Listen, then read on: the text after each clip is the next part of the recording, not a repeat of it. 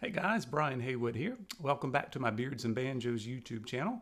And today we're going to be doing a product review. Our next few product reviews are going to be for seasonal scents. Several companies will put out a seasonal scent around Christmas time, or one dealing with fall and that kind of thing. So we're going to be talking about that the next few. And today we're talking about from the Luxurious Bastard. See the little leaves on it, autumn leaves. This one's called the Harvest Bastard. All right, and I heard several other reviewers try to describe some of these scents, and they're really complex. But they would just say, it just smells like straight up fall. And I'm thinking, you can't do any better than that. And then I got it and I smelled it, and it's like, it smells like fall. It's kind of hard to put into words. Maybe I can tell you what I don't smell in it. That might be the better way to do that. But I like reading the descriptions off the websites.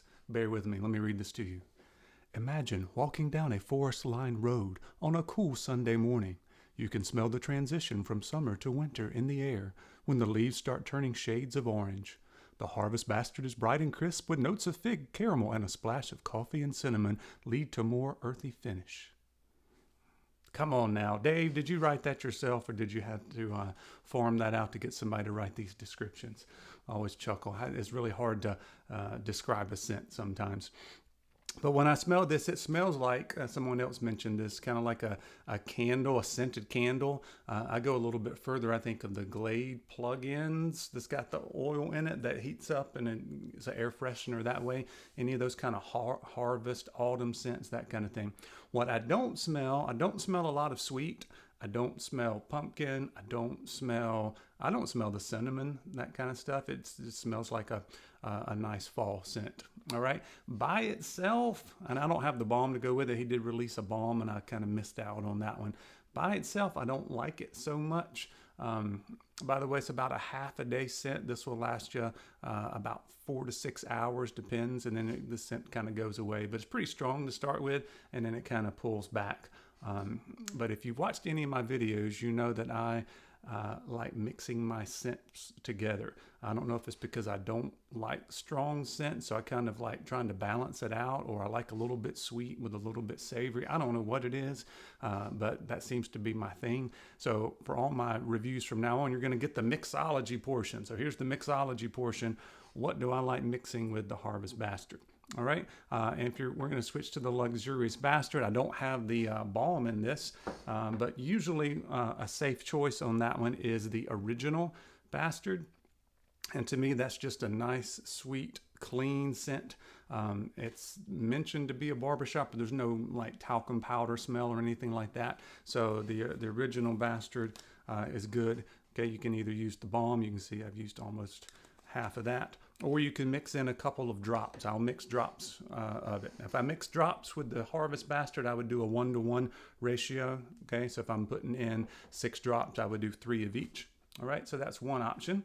One of his famous, probably the most famous oil is the 1912, and I actually will mix that. But this one's a little bit stronger. So on that one, I do a 2-to-1 ratio.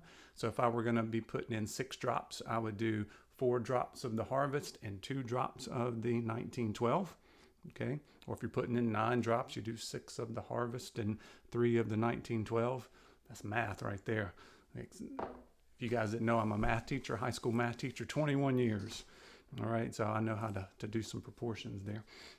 Let me give you a couple other options. I think one of the hidden gems of Dave's line is one of the collaborations with Cannibal Cristo, and this one is called the Blatant Bastard, and it is peach flavored, okay, peach scented. So on that one, I would probably once again do a 2-to-1 ratio because of the peach on it. If you like it, you can kind of mix it 1-to-1 if you wish, but maybe 4 drops of the Harvest and then 2 drops of the Blatant, the peach there, to sweeten it up a little bit.